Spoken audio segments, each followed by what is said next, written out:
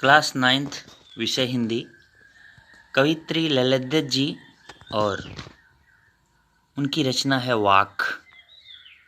वाक नामक रचना को आज हम सभी अध्ययन करेंगे और अध्ययन करने से पहले हम माता सरस्वती जी के चरणों में कोटि कोटि प्रणाम करना चाहेंगे और हम निवेदन करेंगे कि माता सरस्वती जी आप लोगों के सरल सहज मस्तिष्क में एकाग्रचित्तता का वास कराएं और आप अपने अध्ययन को सुचारू रूप से आगे बढ़ा सकें। इस वाक नामक कविता पाठ से प्राप्त होने वाले प्रश्न कुछ इस प्रकार हैं। मैं आपको लिखे हुए प्रश्न और उत्तर भी उपलब्ध करवा रहा हूं और उस उत्तर की व्याख्या भी अपने शब्दों में आपके लिए प्रस्तुत कर रहा हूं। दोनों समझें और फिर उसके उत्तर को आप लिखें और लिख करके भेजते रहें। उसकी एक लाइन आई है, रस्सी कच्चे धागे की खींच रही मैं नाव। तो यहाँ पे दूसरी लाइन है, जाने कब सुन मेरी पुकार, करें देव भवसागर पार। रस्सी शब्द जो लिखा हुआ है किसके लिए प्रयुक्त हुआ है? तो उत्तर है कि किसी नाव को खींचने के लिए रस्सी का प्रयोग किया जाता है, वैसे ही जीवन को आगे बढ़ाने के लिए सांसों की डोरी। बहुत बार जो निर्गुण गीत होते हैं जिसमें आत्मा और परमात्मा के मिलन की बात की जाती है, उसमें भी सांस को डोरी ही माना जाता है। तो यहाँ पे रस्सी शब्द का प्रयोग मनुष्य की सांसों के स्वरूप में किया गया है, प्राणों के लिए हुआ है, क्योंकि सांस से ही प्राण है।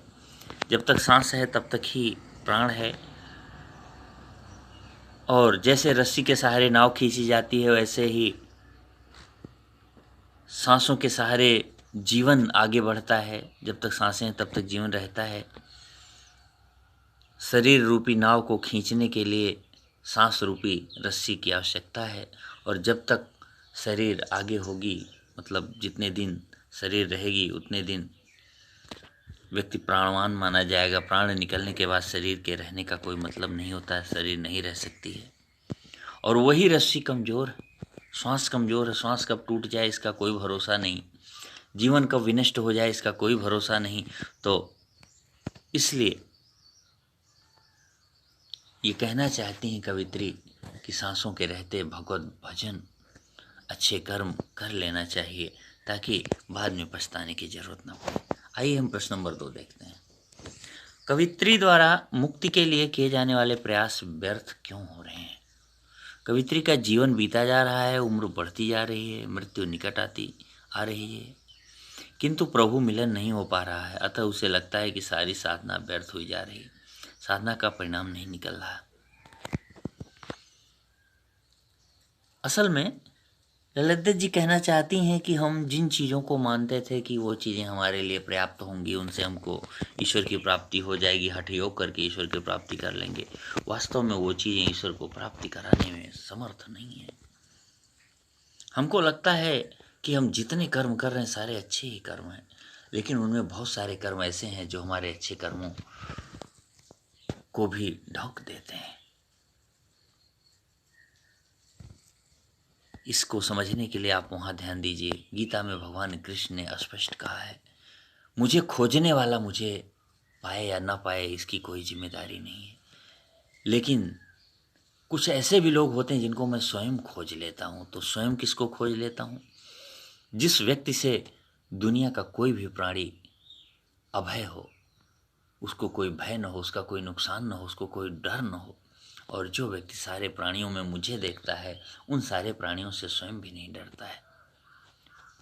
ऐसा जीवात्मा, ऐसा मनुष्य मेरे लिए कभी दूर नहीं होता, और ऐसे मनुष्य के लिए मैं कभी दूर नहीं होता हूँ। यानी वह मुझ में रहता है, मैं उसमें रहता हूँ। तो इतने उत्तम कर्मों वाला अगर श्रेष्ठ है, तो इस हिसाब से कवित्री ललित जी अपने आप को बहुत पीछे पाती हैं और इनको लगता है मेरे सारे प्रयास व्यर्थ हो रहे हैं, पुण्य पूंजी कम है, पुण्य रूपी पूंजी कम है।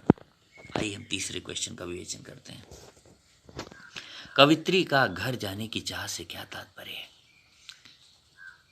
आइए हम इसका विवेचन करते हैं। घर जाने की चाह का तात्पर्य यही है, जैसे आप लोग कहते हैं जब से जागो तब से सवेरा, जब से आप चेतनामय हो जाओ, एक्टिव हो जाओ, चैतन्य हो जाओ, तब से ही आप अपने कल्याण के लिए सोचो। एक संत का चैतन्य होने का अर्थ है कि वह ईश्वर प्राप्ति के लिए व्याकुल हो उठे, अच्छे कर्मों की पूंजी एकत्रित करे और ईश्वर को प्राप्ति करने के लिए किसी भी तरह से तन मन धन समर्पित कर दे और उस समर्पण के द्वारा ईश्वर को प्राप्त ही कर ले। इस संसार को सागर जैसा माना गया है। भव सागर माने संसार रूपी सागर, जिसमें सुख भी है दुख भी है, लेकिन दुख अधिक है। यहाँ सब लोग अपने दुखों का भोग करने के लिए ही आते हैं। तो संत लोग इससे छुटकारा पाने के लिए ईश्वर की शरण में जाना चाहते हैं, परमात्मा से मिल जाना चाहते हैं, और इसीलिए वे परमात्मा से मिलन हो जाने को ही अपना वास्तविक घर मानते हैं, क्योंकि घर पहुंचकर आदमी आनंद का अनुभव करता है। यह आत्मा भी परमात्मा से मिलकर के आनंद का अनुभव करती है, इसलिए ईश्वर की प्राप्ति ही इनके घर जाने की चाह है। चौथे क्वेश्चन के रूप में हम देखते हैं कि लिखा गया है, भाव स्पष्ट कीजिए, जेब टटोली कौड़ी न पाई। इसका अर्थ ये देखते हैं। कवित्री को अनुभव होता है कि जीवन भर हठ योग से साधना करती रही, किंतु सफलता न मिल सकी, उसकी जेब खाली रही। अर्थात हठ योग का मतलब है जब योगी तपस्या करते हुए जिद पकड़ लेता है कि नहीं, मैं या तो प्राण त्याग दूंगा या तो ईश्वर को प्रसन्न करके ही रहूंगा, तो ये हठ योग कहलाता है। और कवित्री यही सोच करके ईश्वर प्राप्ति का प्रयास करती रही, लेकिन उसे आज लगता है कि ये डोर कमजोर है। इसके अलावा अगर उसने मानव मात्र के विशेष कल्याणार्थ कोई कार्य किया होता तो आज उसको सफलता मिल गई होती। यानी जितने भी कार्य उसने किए उन कार्यों की वही हालत है जैसे कोई व्यक्ति किसी को किराया देने के लिए जेब में हाथ डाले और जेब खाली हो, तो व्यक्ति किराया नहीं दे सकेगा और अपने आप को शर्मिंदा महसूस करेगा। वैसे ही कवित्री जब देख रही है कि पुण्य की पूंजी उसके पास नहीं है या कम है, वह ईश्वर को क्या दे जिससे ईश्वर उसे इस संसार रूपी सागर से पार उतार दे, तो वह दुखी है। खा खाकर कुछ पाएगा नहीं, न खाकर बनेगा अहंकारी। एक प्रश्न है, खा खाकर कुछ पाएगा नहीं, ना खाकर बनेगा अहंकारी। आइए इसका उत्तर देखते हैं।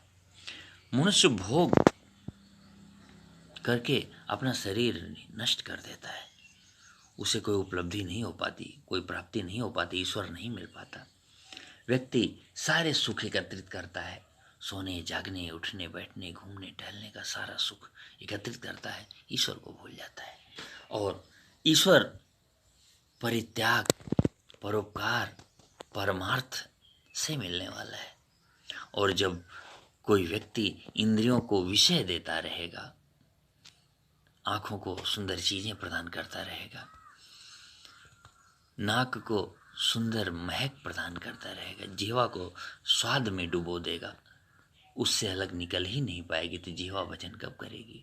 आंखें आत्मा में रहने वाले ईश्वर का साक्षात्कार कब करेंगी? नाक से ईश्वर की प्राप्ति से प्राप्त होने वाली महक का स्वाद कब लेंगे? छूट जाएगा, अर्थात ईश्वर से वो दूर हो जाएगा। जितना ही सुख सुविधाओं का उपभोग करेगा उतना ही ईश्वर से दूर होगा और वो भटकेगा। यानी इन भोगों में भटकाव है, ये भोग हमें भटकाते हैं, ईश्वर प्राप्ति के रास्ते से हटा देते हैं, इसी को भटकाव कहते हैं। लेकिन यदि व्यक्ति भोगों पर लात मार दे, भोगों को छोड़ दे, आंखों को कुछ देखने ही न दे, कान से बाकी चीज कुछ सुनने ही न दे, तो इस तरह का जब वो हर चीज़ों का परित्याग कर देगा, तो परित्याग करने के कारण वह भले ही संत हो महात्मा हो, लेकिन वह अहंकारी हो जाएगा, घमंडी हो जाएगा और अपने आप को सबसे बड़ा ऊंचा श्रेष्ठ मानने लगेगा। और जब घमंड हो जाएगा तो व्यक्ति को ईश्वर प्राप्ति संभव नहीं होगी। भगवान विष्णु के ये शब्द हैं, तुलसीदास जी ने लिखे हैं, आप भी सुन लीजिए। उन्होंने कहा है, कमले तुम सदा जानती हो, है नाम गर्वहारी मेरा। हे लक्ष्मी जी, तुमको पता है किसी के पास घमंड हो जाए तो मैं घमंड का आहार करता हूँ, घमंड का ही मैं आहार करता हूँ, घमंड तोड़ना मेरा पहला काम है। अगर भक्त घमंडी हो जाए तो फिर उसे मेरी प्राप्ति नहीं होती। तो ऐसे में घमंड हो जाएगा तो भी ईश्वर प्राप्ति नहीं होगी। यही ललित जी समझाने की कोशिश करती हैं। क्वेश्चन नंबर 5, बंद द्वार की सांकल खोलने के लिए ललित ने क्या उपाय सुझाया? बंद द्वार की सांकल खोलने के लिए कवित्री ने निम्नलिखित उपाय अपनाने का सुझाव दिया। पहला, मनुष्य को सांसारिक विषयों में अधिक लिप्त नहीं रहना चाहिए, न इससे विमुख होना चाहिए। उसे बीच का रास्ता अपनाकर संयम पूर्ण जीवन जीना चाहिए। सेम वही बात है, इतना भी ना खा लो कि कालरा पकड़ ले, और इतना भी खाना छोड़ न दो कि भूखों मर जाओ। वीणा के तारों को इतना भी न तानो कि वो टूट जाएं, और इतना भी ढीला न छोड़ दो कि उससे धुन ही न निकले।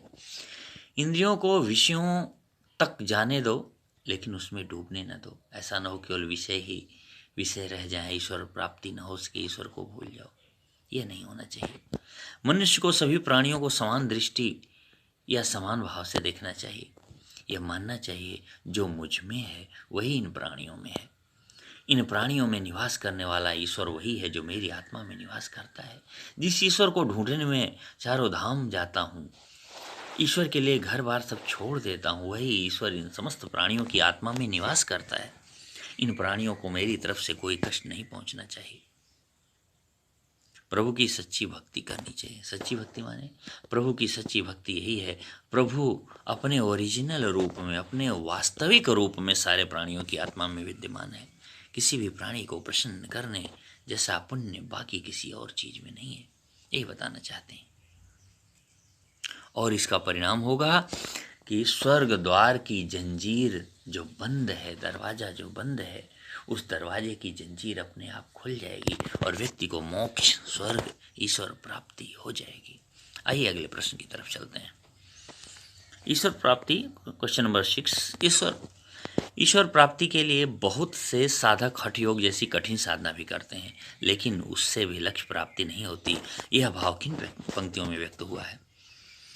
उपर्युक्त भाव निम्न पंक्तियों में व्यक्त हुआ है। आई सीधी राह से गई न सीधी राह, सुषुम सेतु पर खड़ी थी बीत गया दिन आ। जेब टटोली घोड़ी न पाई, माझी को दूं क्या उतराई। इनसे पता चलता है कि हठ योग ईश्वर प्राप्ति में साधक नहीं है, सहायक नहीं है। केवल हठ योग कर लेने से ईश्वर प्राप्त नहीं हो सकता। ईश्वर मिल भी जाएगा तो ईश्वर से मिलन का जो परम आनंद है वह कभी प्राप्त नहीं हो सकता। उदाहरण के रूप में देख लीजिए, रावण ने अपने 10 सिर इंद्रजाल के जरिए काट काट के भगवान को चढ़ा दिया और वरदान तो ले लिया, लेकिन उस वरदान ने उसको युद्ध के रास्ते पर लाके खड़ा किया और एक दिन पुत्र पौत्र इत्यादि समेत नष्ट हो गया। यह हठ योग से ईश्वर प्राप्ति का परिणाम आपके सामने है। सबरी इंतजार करती रही, झूठी बैर खिला करके जब उसे पता चला, जब उसे ये प्राप्त हुआ ज्ञान कि वास्तव में भगवान प्रेम के वशीभूत होकर के भीलनी का पैर खा सकता है, उसका मान बढ़ा सकता है, उसकी कुटिया में आ सकता है, सबरी धन्य धन्य हो गई। सबरी को भी ईश्वर प्राप्त हुआ, जन्म जन्मांतर सफल हो गया। रावण को भी ईश्वर प्राप्त हुए, लेकिन ईश्वर प्राप्ति के पश्चात भी उसके हृदय का उद्वेलन समाप्त नहीं हुआ। उसके हृदय का उद्वेज, उसके हृदय की अस्थिरता, उसके हृदय की पीड़ा समाप्त नहीं हुई, पीड़ा बढ़ गई। यही अंतर है हठ योग और प्रेम योग में। ज्ञानी से कवित्री का क्या अभिप्राय है? ज्ञानी का अभिप्राय है हिंदू मुसलमान दोनों कोई अंतर न समझने वाला, क्योंकि दोनों ही उसी प्रभु की रचना है तथा अपने आप को पहचानने और आत्मज्ञान रखने वाले व्यक्ति हैं।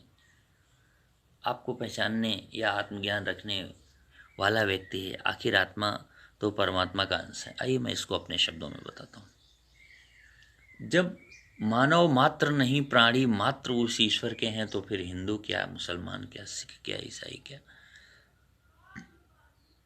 कर्म प्रधानता सारे विश्व में है। कर्म प्रधानता ईश्वर के भी ऊपर लागू होती है। ईश्वर एक ही है जो सब में निवास करता है। हम मानवों ने इसको तमाम विभाग कैटेगरी में बांट दिया। तो ज्ञानी उसे कहेंगे जो सब में ईश्वर को देख सके। हर किसी से स्नेह कर सके, हर किसी के कल्याणार्थ प्रयास कर सके, ये आवश्यक है।